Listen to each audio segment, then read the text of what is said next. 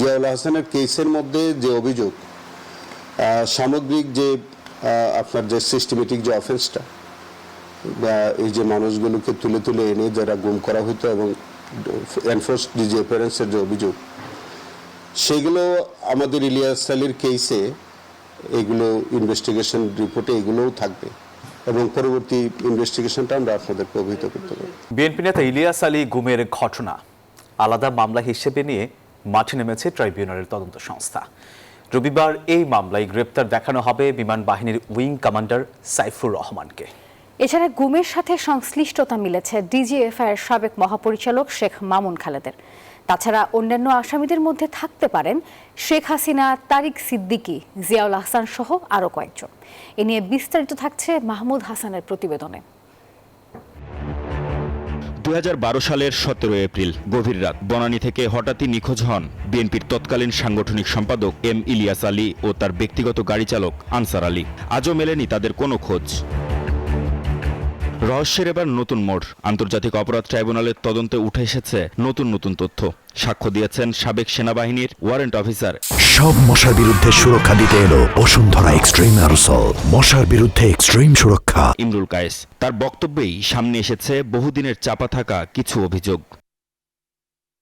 তার দাবি, ইলিয়াস আলী নিখোঁজ হওয়ার আগে মহাখালী এলাকায় একটি অভিযানে জিয়াউল আহসান, মেজর নওশাদ ও স্কোয়াড্রন লিডার সাইফের সঙ্গে তিনি ছিলেন। সেই চেষ্টা ব্যর্থ হলেও পরে ইলিয়াস আলী নিখোঁজ হওয়ার পর র্যাবের অস্ত্রাগারের রেজিস্টার ও সিসিটিভির ফুটেজ নষ্ট করা হয় বলেও তিনি সাক্ষ্যে উল্লেখ করেন। সাক্ষ্যে আরও দাবি করা হয়, এক ফোন আলাপে জিয়াউল আহসান তৎকালীন প্রধানমন্ত্রীর প্রতিরক্ষা উপদেষ্টা তারিক আহমেদ সিদ্দিকীকে বলেন তাদের নির্দেশেই ইলিয়াসকে গল্ফ করা হয়েছে। প্রসিকিউশনের ভাষ্য, গল্ফ ছিল গুম করে হত্যা বোঝাতে ব্যবহৃত একটি সাংকেতিক শব্দ।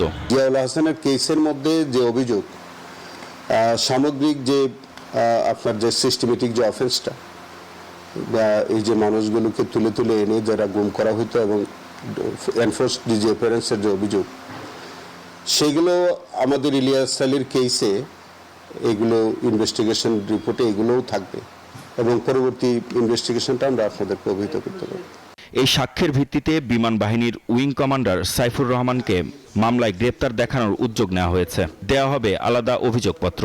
তদন্তে শেখ হাসিনা, তারিক আহমেদ সিদ্দিকী, জিয়াউল আহসান সহ আরও কয়েকজনের সম্ভাব্য সম্পৃক্ততা খতিয়ে দেখা হচ্ছে। ইতিমধ্যে তার সাথে সংশ্লিষ্টতার অভিযোগে আমাদের উইং কমান্ডার সাইফ, যাকে ইতিমধ্যেই সেনা হেফাজতে নেওয়া হয়েছিল, তাকে গ্রেফতার করার জন্য আমরা আজকে আবেদন ফাইল করেছি। এই বিষয়ে আশা করি রোববার আদেশ হবে। তদন্ত সংশ্লিষ্টদের দাবি, সাবেক ডিজিএফআইয়ের মহাপরিচালক লেফটেন্যান্ট জেনারেল শেখ মামুন খালেদের সম্ভাব্য সংশ্লিষ্টতার তথ্যও মিলেছে। তবে তদন্ত শেষ হওয়ার পরই চূড়ান্ত আসামির তালিকা নির্ধারণ করা হবে।